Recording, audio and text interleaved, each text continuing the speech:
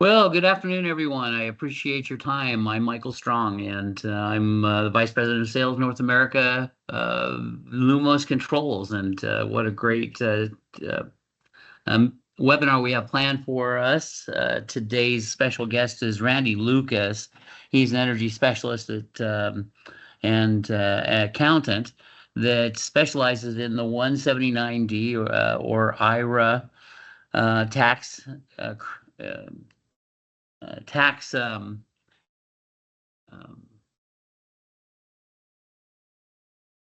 is, gosh, I don't know what my I am getting text messages and I need to put my phone down and not have that near me.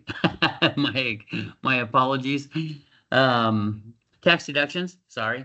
And one of the great things about the most recent legislation that was enacted to start on January 1st of 2023 is we now have a $4 per square foot um, lighting and controls tax deduction when this has is fantastic. Lumos Controls, in case you're not aware, we are a fully qualified network lighting control system.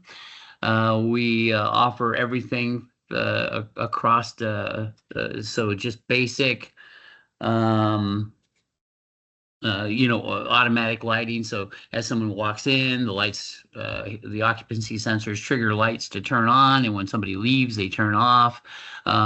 We can also measure the power usage where our controls have been installed. We can also connect to BMS systems. And as per usual, I'm going to spend just the first few minutes in reviewing some of our products and the way that they operate. So we'll go backwards a little bit. So we start with controllers. Our controllers are designed to offer dimming and relay on and off services, and are the brains behind the mechanisms. They typically will receive input wirelessly, Bluetooth mesh network, wirelessly that is, and will then react to what they have been told to do. So here is our series. This is a 3 amp LLLC device. And of course, that's luminaire level lighting control. When we are doing what we call a value engineered project, that means that we're trying to save somebody money, we will often quote the room controllers, because the room controllers are capable of manipulating the dimming and turning on and off 25 up to 25 fixtures. And the limitation isn't so much because of the relay or the amperage to the relay. It is the amperage to the dimming circuit, and we are pretty much right in line with industry standard. And then, of course, we have DALI 2.0 controllers. So for those of you who don't know what DALI is, it's a digital interface that is the alternative to 0 to 10 volt dimming. It's an intelligent alternative. Some of the downside to it is that it has a 64 fixture limitation. And so each time you'll need a new controller to assign and to work with. Different lighting fixtures that are DALI are often expensive, and that's why 0 to 10 volt is so popular here in the U.S., and I'm sure many of you already know that. We have the Omni-TED trailing edge phase dimming. We have our sensing devices. So we have PIR microwave sensors. This microwave sensing device we usually specify it for all bathrooms. In case people are in stalls and we want them to their micro movements and their movements inside the stall, we want that to be obvious to the sensor. And then, of course, we have our LLLC devices. So the Cyrus F and the PSC BLI are both luminaire level lighting control products. The Cyrus F can be a 7/8 inch hole, and it'll plug and play into any fixture you'd so desire. The other PSC BLI is an occupancy sensor for Well, low bay, so linear fixtures, the 4 and 8 foot or longer design. It would also go into high bays and is a low voltage. So the driver, we recommend it for drivers that have a 12-volt power supply. Cyrus-F and the PSC BLE both are 12-volt low voltage pieces. The nice thing about our Cyrus-F is with all of our sensors, they are dual function. So it's motion and occupancy, vacancy, and daylight sensing. They can be turned on simultaneously and work together to build the most cost-effective um, energy savings models. We have our switches. We're bringing in more and more switches every day. We'll be bringing in some low voltage. At the moment, we have kinetic, battery, and AC powered. And these are highly configurable. We can make the buttons do a lot of different things. You can have them laser etched to any configuration you'd like at an additional cost. And of course, then the secret sauce for us is our K-Tron AI, which allows anybody's switch to be used, whether it is old or new. And now that I've gone through, by the way, our gateway has been updated to is now an astronomical clock. So the days of having to have a control system and an intermatic astronomical clock in place. You no longer have to have one of those. Just one of our gateways. It does not need to connect to the internet. It can act as the astronomical clock and will function as such across a wide variety. And then the last thing I'll say about our system is that we are by far the most flexible and fastest interconnection for BMS integration. So if you have a BACnet qualified system, our edge box can connect to that BACnet system and eliminate the cost for the Jace controller, which 90% of our competitors, including ourselves, have used in the past. They are expensive. They have ongoing licensing charges, and and they are very slow typically. We have built recently we connected our lighting controls to a BMS system for UPS. And the reason that they went with our Iris Edge box is because we could make the connection and the results are displayed in under a minute, whereas with the Jace controller, they were limited in the time that they could see things happening, and they were really concerned about seeing motion and movement. We can also give the end user flexibility in what they see in the BMS dashboard. And that way you have it's not just control schedules, but they could, in effect, do everything that they could do on our cloud via the BMS connection. So there we have it. In a nutshell, I've taken up a few minutes here of our very valuable time, and I want to thank everybody for showing up. I don't know if you guys know Matt Winston. Matt Winston, this is not the tax discussion with Randy Lucas. I have Randy Lucas here. He has joined us, and I want to thank everybody for their patience. I typically give just a few minutes to go over our controls and then invite our special guest who, if you don't know him, he is a terrific accountant and energy specialist. He has done a lot of work with some of the largest players here in the United States. And I want to welcome Randy Lucas from Lucas Tax and Energy.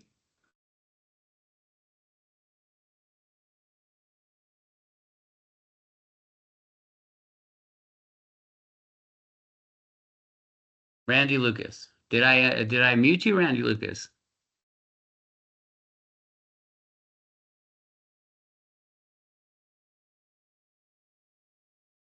There it is.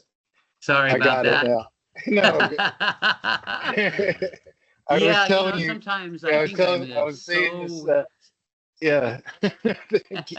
Thank you for that great introduction. You missed it. I was on mute. Yeah, right. Pardon me, my dog has decided that there's somebody at the door that he needs to tell me about because I didn't know. Oh, no worries. No worries. Thank you for that introduction. Thank you for that overview. That was really helpful. And I'll kind of weave that into some of my comments and discussion. Thank you all for joining this afternoon. And those of you who are listening on a replay later, hello to you as well, wherever you may be. My name is Randy Lucas. I'm CEO of Lucas Tax and Energy.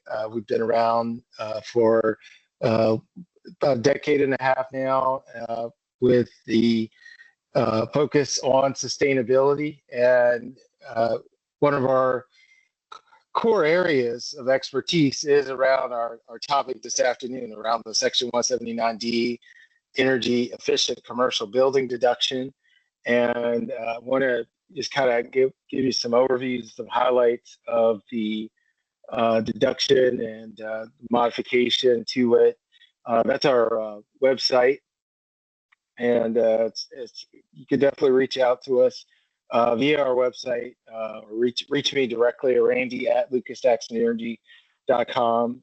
But in the services that we offer, 179D is one of our core services.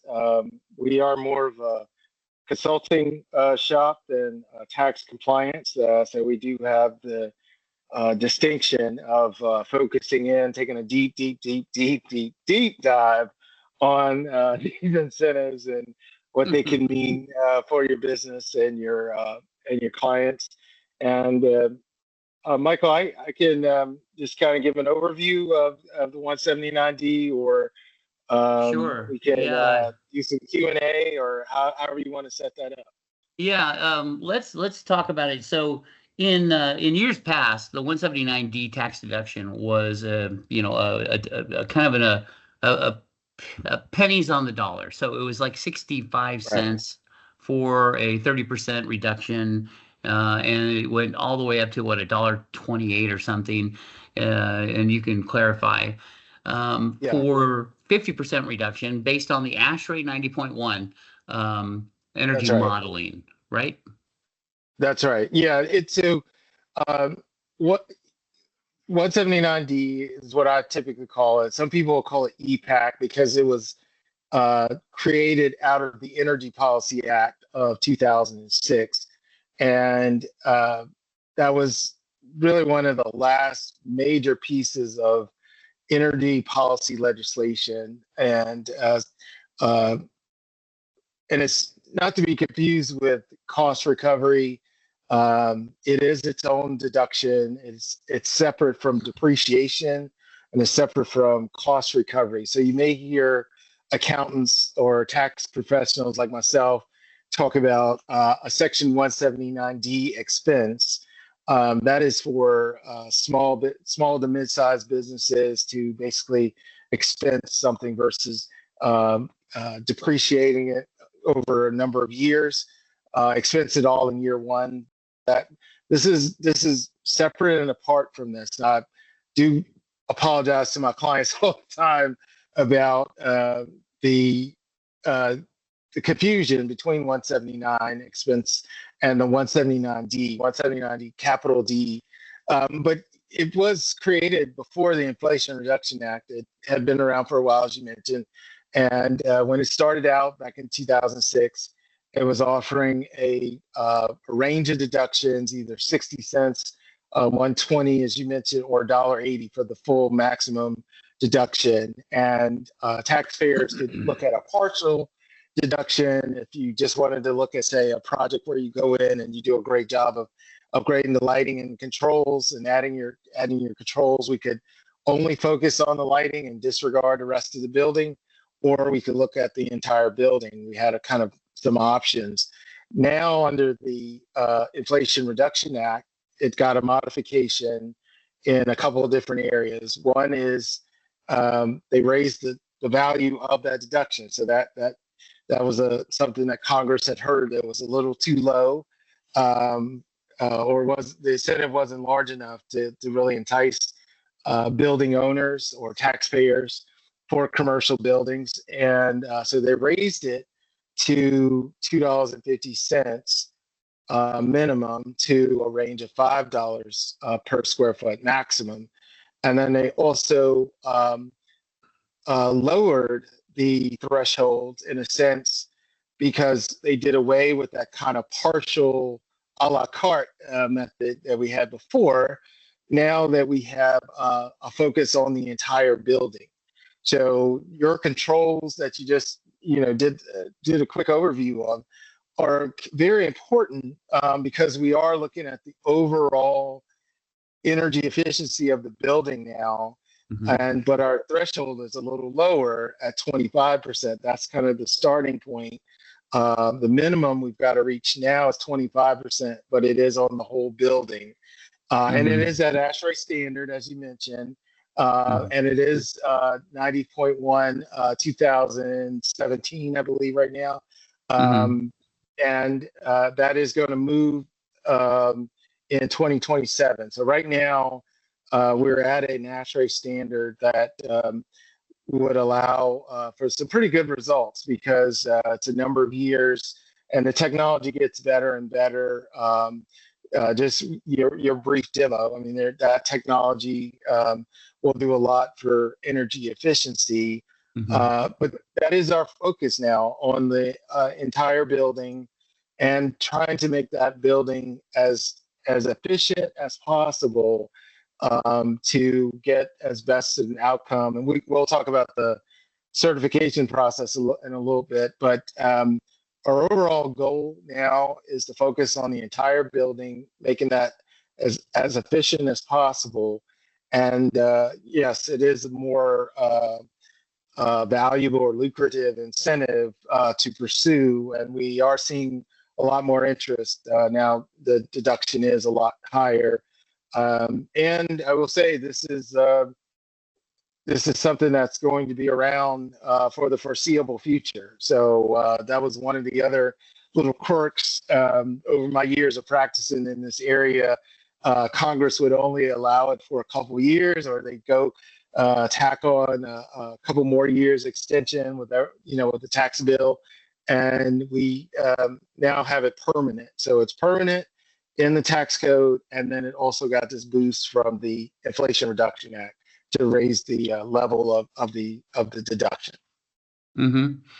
Yeah, and because we're using the older ASHRAE 2017, that is not building specific. For instance, a legacy building built in, say, let's say 1960, this still happens to be operational and has, well, obviously was built for a different era.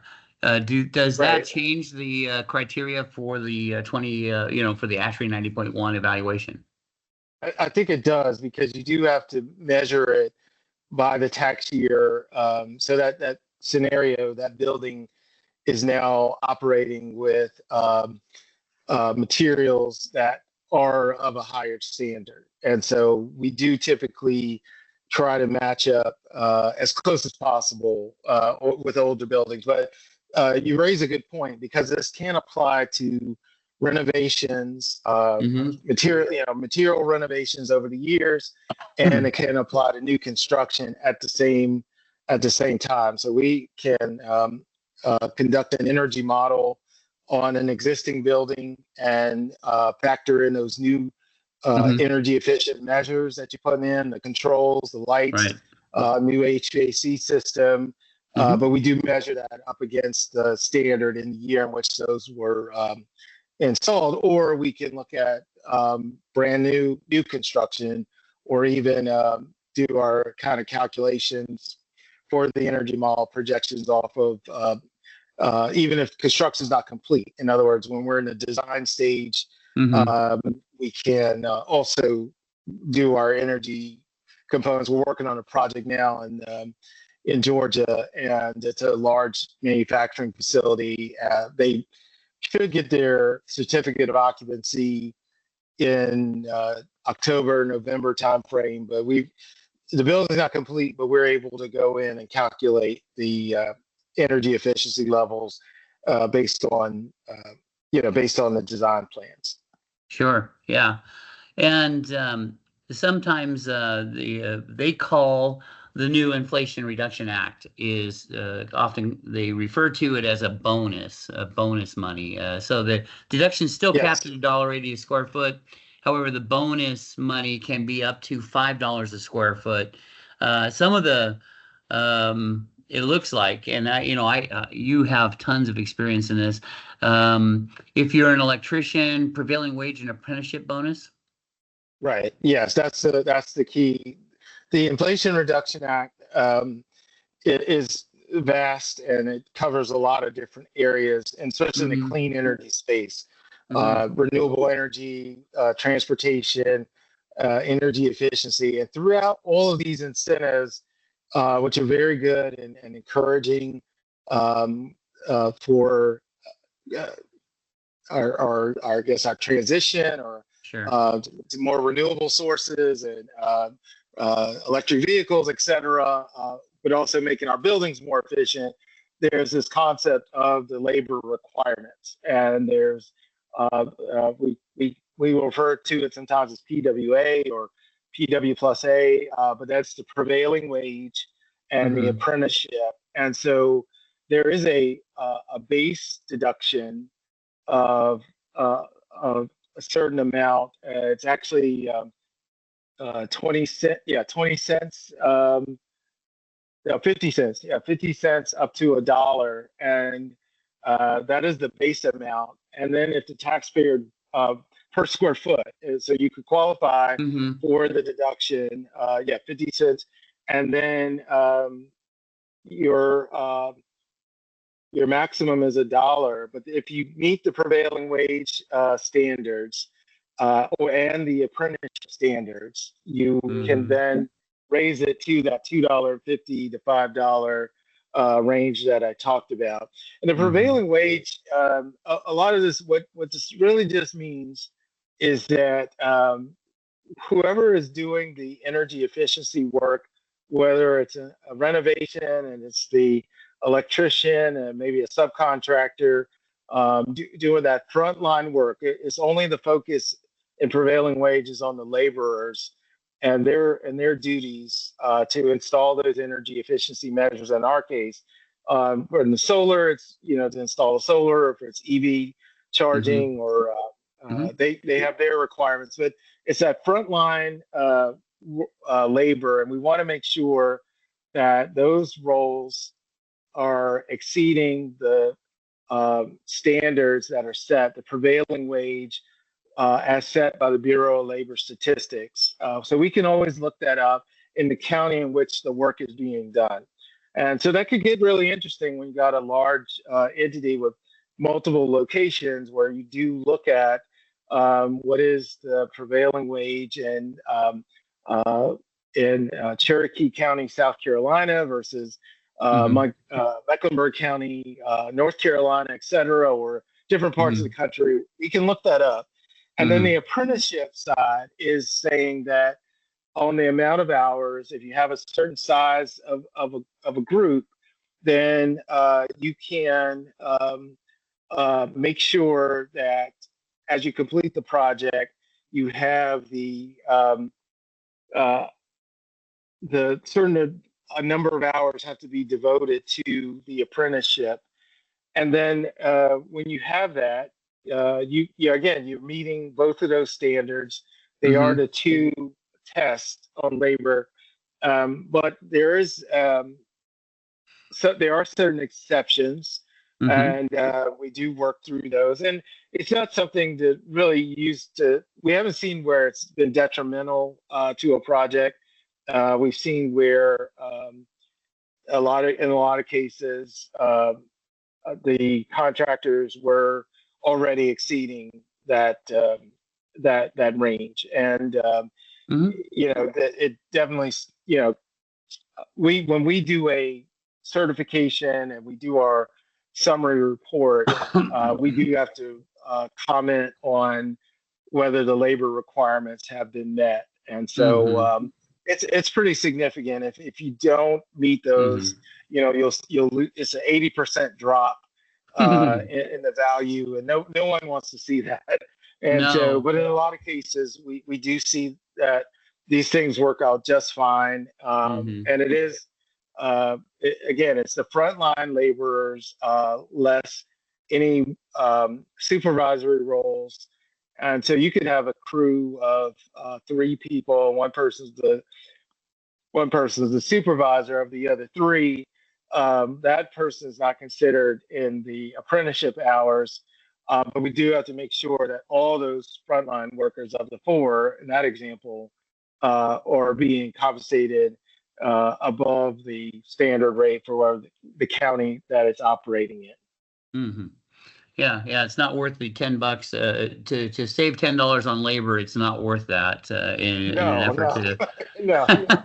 no, no.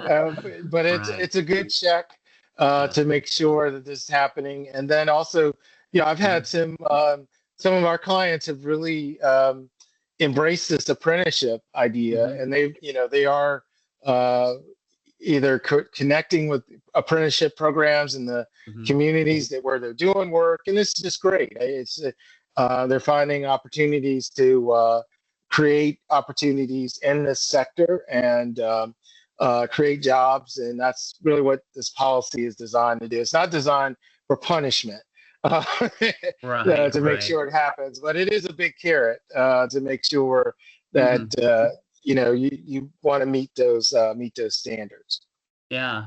And my understanding is this that let's say a building took an energy efficiency or one of these 179D deductions, that every 3 or 4 years, which one is it that they can retake this every so often?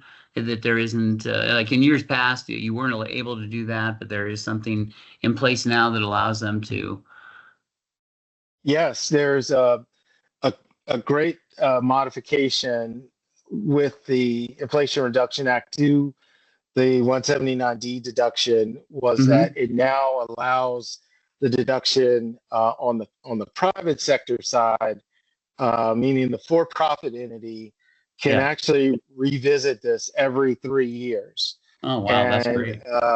then on the nonprofit side, which we can get into in a second, can revisit this every 4 years, Hmm. uh, and so that's really good because I think that the theory of change, as the way I view it in my years of working with this deduction, is that especially for an entity with a number of commercial buildings, Hmm. maybe several different locations, several different states, Hmm. large footprint, um, it really does encourage them to have kind of and you've probably all seen this in your practice. They have a sustainability plan. They know, okay, in Hmm. 2025 we're going to look at these 8 buildings, and then in 2026 we're going to look at these other 10, and and so this is really going along with that process. But any commercial building owner can really embrace this and Hmm.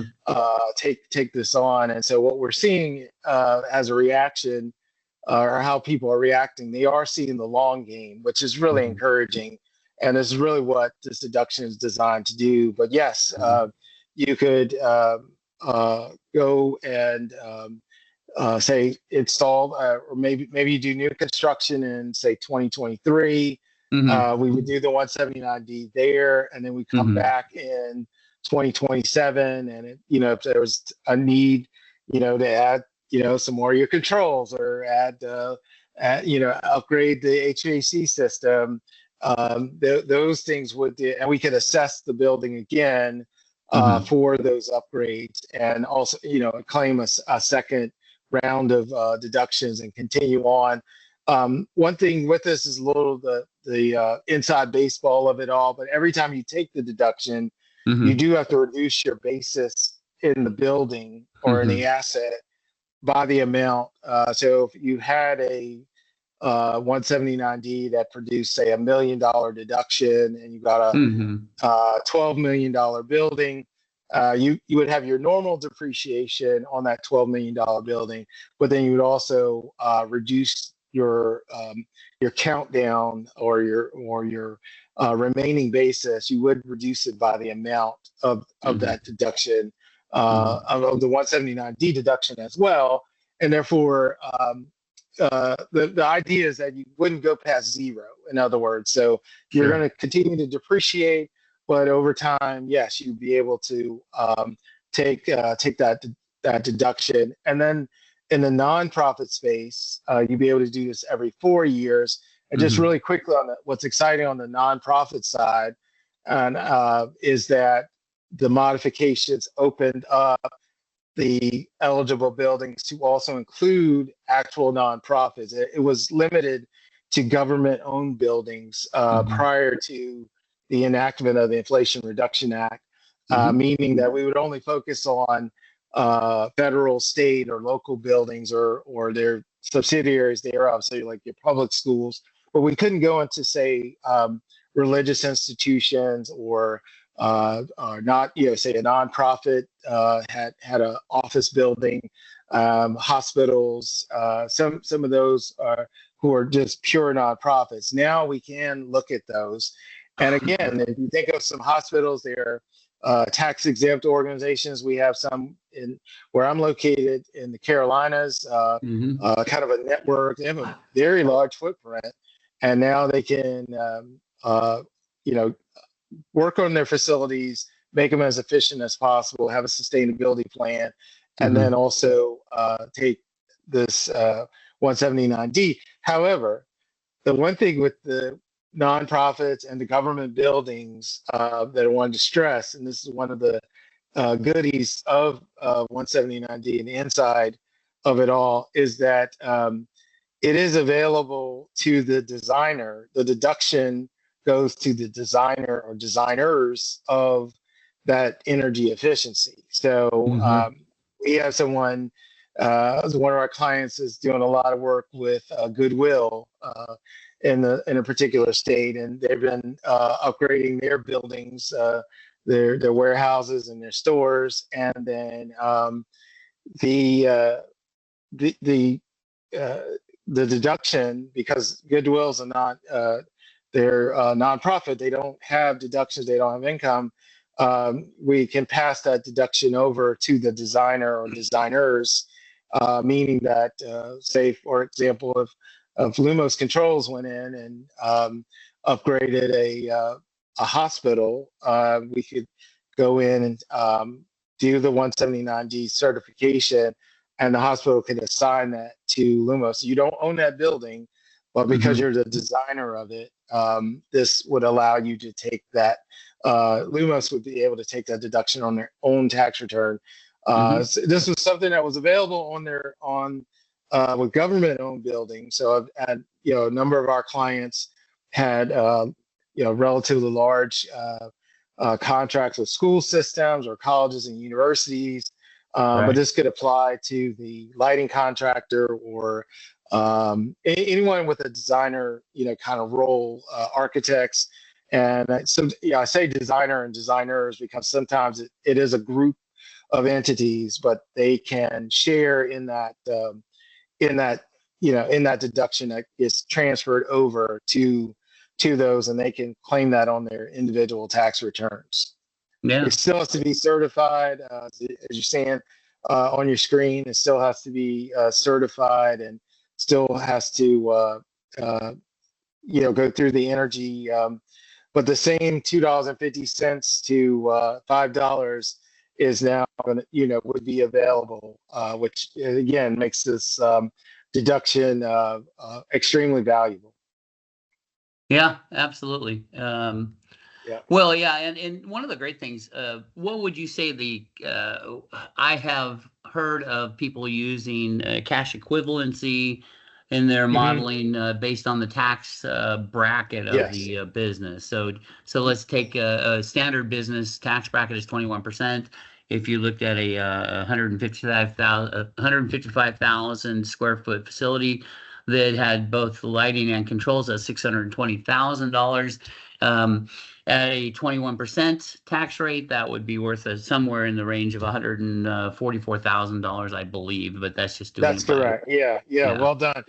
Yes, yeah. that's a really important point. This is a deduction, Hmm. and the cash value is something that we do stress. So you see Hmm. in that example, 620,000 for a building that did very well. $4, 40% modeling outcome. $4 equals $4 a square foot, and 620,000, that is the amount that's going to go on the tax return, but the actual cash value would have to multiply that by the effective rate, and based on their uh, estimate of what they expect, that we will work with them on that rate. But yes, it's generally anywhere from 21 to 29, 30% of Hmm. that amount is what we really try to emphasize. That's the cash value, uh, of the deduction. But as you can see, the comparison, I mean, I just, it's not surprising anybody that before the Inflation Reduction Act, you're looking at maybe just right under $100,000, so it'd be about Hmm. 30, 20 or $30,000 cash Hmm. value, and then by going up to the 30%, you would do a little bit better. Certainly do better under the Inflation Reduction Act rules, but uh, really want to use this to kind of emphasize, the things that you're promote, especially this company promotes with the controls, and what we preach to our is that you want to try to make the building as efficient as possible. Oh, sure. So when you do have those moments of good, better, best, we really encourage you to really try to get the building owner, facilities manager, whoever Hmm. you're talking to really understand that going from just LEDs to LEDs plus controls, or LEDs plus controls plus HVAC system, making that additional investment Hmm. only helps your outcome on the energy modeling. And so it is worth it to make that additional investment. You'll get rewarded in the end for doing that. Yeah, $5 a square foot. And you can kind of max out on that. So we wanted to encourage going after those uh, incremental efforts to make get more efficiency out of the lighting, get more efficiency out of the building envelope or the mechanical system, or add controls, add those things that really can factor in. And we do factor in when we see the controls and the design plans, and Hmm. know that they're there. We do factor those in, and they can make a difference. Yeah, yeah, absolutely. And for some of my HVAC specialists out there, we have a couple of them on there that are that I'd like to give a shout out to, Josh Toves and a few others. Mm-hmm. We have I have seen their HVAC simulations, and they are it really does. By placing lighting and controls in conjunction with HVAC controls, I mean, it's a Absolutely. no-brainer home run for the Absolutely. building owner, especially in light of the dwindling rebates for lighting and controls, and they represent what Absolutely. as you saw on for ASHRAE 90.1. Um, Energy modeling, they can represent as much as 40% of the overall building's energy billing. And Mm-hmm. that's a huge chunk of change. Now, um, that, having been said, there's no rebates. This is a great way to offer them rebates. Now, there, on the other hand, of course, for the HVAC guys out there, this is a great way to enhance the rebates that are extraordinary at the moment for HVAC controls and HVAC products. But this is certainly specifically designed for people that are large building holders that have multiple assets. People like for California guys, it's California, the Colliers, the Ethan Conrads, the Mm-hmm. JLLs.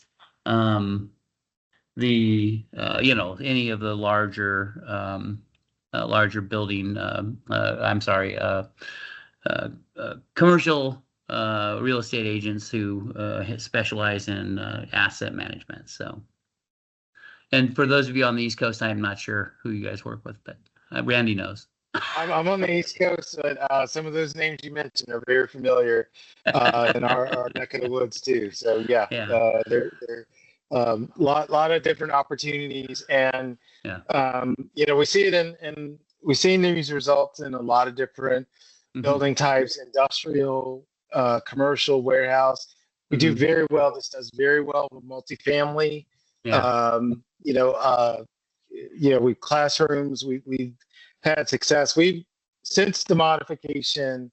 We're now we're August will be 2 years, 24 months that we've been doing on these new rules, and we have not had, knock on wood, any that fell below the 25%. We always tell our clients that if we did the model and it turned out to be 22, 23%, we would go back to them and say, hey, could you add some controls? Could we, what can we do to make, just get a little bit more to get there? And we really haven't had any of our buildings struggle with getting to that 25% threshold. The real opportunity, though, is to not just make the minimum. It is trying to max out as much as possible. And get to that 40%, get 45, even the maximum 50% as best you can. And so we do want to try to underscore that and emphasize that with it. And all types of buildings are available. I would say in our practice, something you said a little earlier, Michael, is we don't want to spend. I always say I want my clients to spend.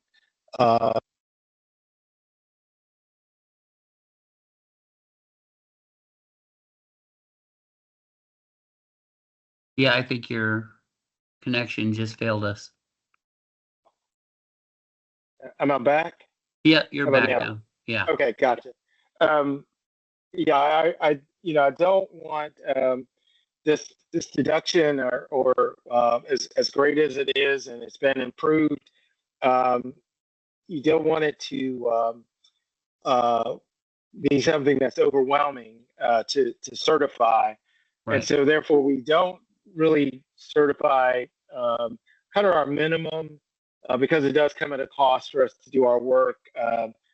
A minimum building now before the modification was about 50,000 square feet. We've done some as low as 20,000 where it made sense. And then we've done certainly someone who has a portfolio of commercial buildings, and cumulatively, they were well above that 25,000 square foot threshold, and all the buildings were kind of in the same area.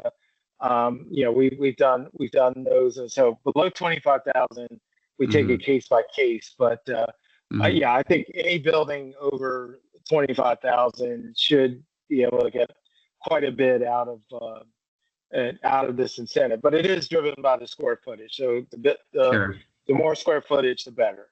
Yeah. Well, and quite frankly, I always have felt more comfortable doing large buildings, anyways, because it meant a larger contract for us and more time at that facility. We get to make better relationships, and that allows for us to extend that reach beyond the building. Sure. So. But hey, I want to thank everybody for taking, and thank you, Randy, for taking a moment out of your busy schedule to discuss this. We will pass the information out, your contact information, and I have slides that I have accumulated. If you've got a presentation on the 179D, Randy, that you utilize regularly and you want to pass that out to our folks, I will make sure that everybody gets that. So.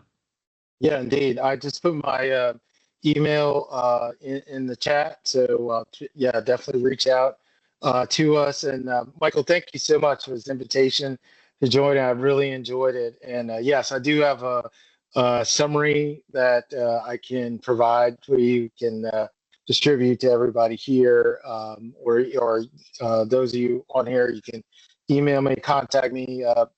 Definitely welcome the opportunity to talk to you about your projects. I hope you have been taking advantage of this in the past, and definitely under these new rules with the higher values. But our firm is based on the East Coast, but we work all over the country. Just finished the projects in Albuquerque and parts of Arizona, and we're doing some things in the Midwest as well. So we're capable and licensed to certify buildings across the country and the territory. So I always do that. I had that mentioned that earlier on a call earlier today. Our So Puerto national Rico representative. counts. Yeah, that's right. U.S. Virgin Islands. Yeah, there you go. We're able to do those as well. So Now look, if any of you guys need an audit done in the U.S. Virgin Islands or there the you go. Bahamas, anywhere like that, just let me know. Yeah. I'm available for auditing those areas. I Really, will personally get my personal attention, and I I do. specialize. Yeah, exactly. I appreciate. I appreciate the opportunity again, Michael, and thank you for all those reading the kind comments in the chat as well. So thank you all. I really enjoyed it. All right, thanks you guys. Thanks everyone. Have a great day. Thank you.